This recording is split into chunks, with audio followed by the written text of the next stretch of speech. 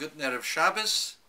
It's Parshas Vayetze. Jacob leaves his father's home and goes into exile. How long does he go into exile? Well, when you examine the Torah and examine the commentaries, you find out that it was a total of 36 years. But these 36 years were divided into two different categories. 14 years hidden in the halls of study in Shem and Eber, and 22 years in exile in Aramea, in Aram Naraim, the land of Haran, which today is southern Syria.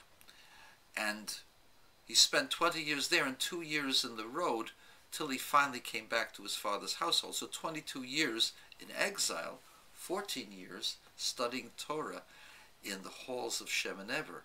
And the question is, since they were a total of 36 years, why does the Torah only focus on the times that Jacob left the Holy Land to go to Aramea and was in exile?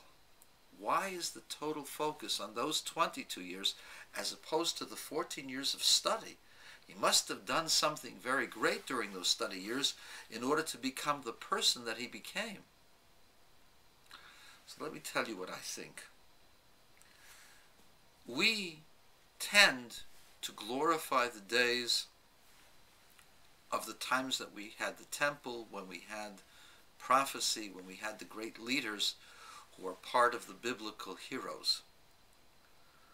And we downplay all of what transpired during the exile as something negative, as terrible negativity.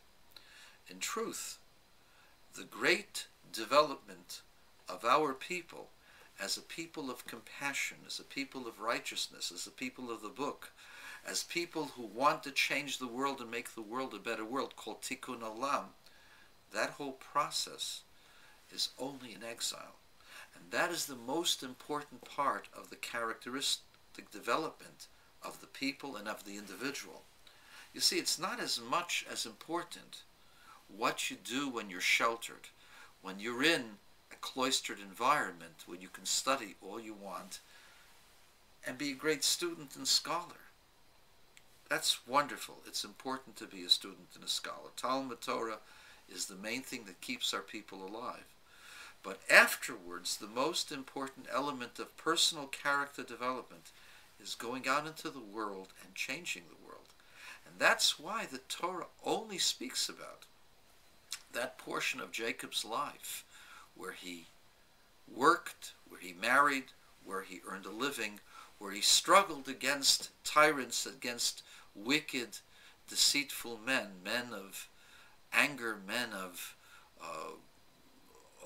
great frustration, men of arrogance, men of murderous traits.